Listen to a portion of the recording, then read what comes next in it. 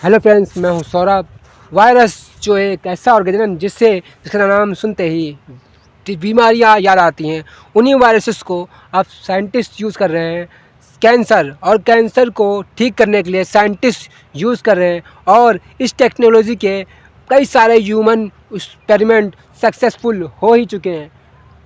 इन्हीं वायरसेस की मदद से लास्ट स्टेज कैंसर को ठीक करने के लिए, जिस स्टेज में ऐसा माना जाता था कि इस कैंसर का क्योर नहीं हो सकता है, इनफैक्ट डॉक्टर के मुताबिक ये वायरस ओवेरियन 800 से ज़्यादा कैंसर वायरस को ठीक करते हैं। तो क्या इस टेक्नोलॉजी से हम कैंसर को 100% क्योरेबल डिसीज़ बना पाएंगे? लेट्स सो। क्योंकि 1983 में कैंसर के ट्रायल शुरू थे, तब बहुत सारे पेशेंट्स की मौत हो गई थी। दरअसल इस प्रोसेस की शुरुआत हुई 1904 में, जहां पर यूकेरिया या फिर ब्लड कैंसर के पेशेंट इन्फ्लुएंजा वायरस से परेशान हो गए थे। इसके प्रकार विटॉक ने एक बहुत विचित्र चीज़ लिखी थी। कैंसर की वजह से उसका जो लीवर और स्प्लीन फूल गया था, वो दोबारा से अपने नॉर्मल साइज़ में रिटर्न हो रहा था। या तो और यहाँ तक कि ये ऑर्गन्स कैंसर को खा भी रहे थे। यहाँ तक कि ये वायरस कैंसर सेल को किल कैसे कर रहा था, इस मैकेनिज्म का जॉर्ज ने कई एक्सपेरिमेंट के ज़रिए पता लगाने की कोशिश की है। क्योंकि उस समय पैसे ना होने का उनके हाथ में उस समय कुछ भी नहीं लगा। अंत में थक हार कर उन्होंने स्पेन में किए गए सारे ऑब्जर्वेशंस को एक पेपर में पब्लिश कर दिया गया, और उन्होंने फ्यूचर में स्टडी हो तब इसकी असल वजह सामने आ जाए, इसके लिए उन्होंने इसको पेपर में पब्लिश कर दिया था।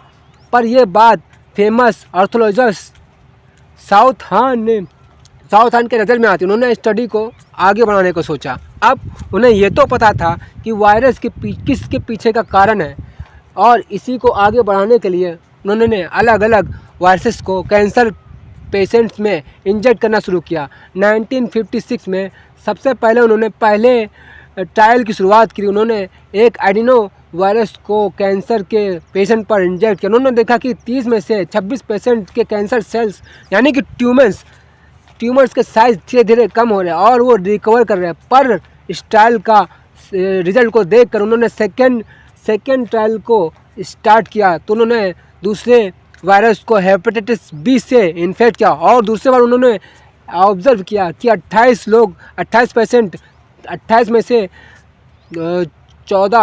में से 14 पेशेंट्स को के स्किन्स येलो दिखने लगी, उनके फीवर होने लगा, उन्हें एब्डोमिनल पेन बहुत ज़्यादा बढ़ने लगा।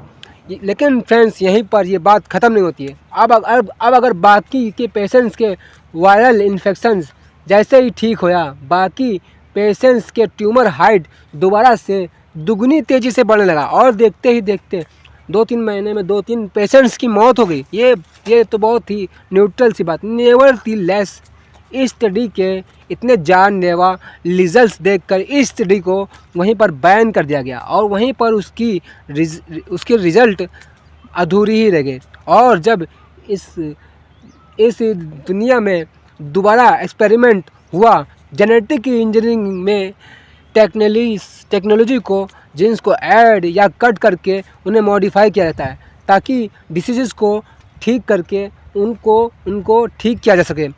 इसलिए सबसे पहले जेनेटिक हाइपरस्टोनिक वैक्सीन को बनाया गया।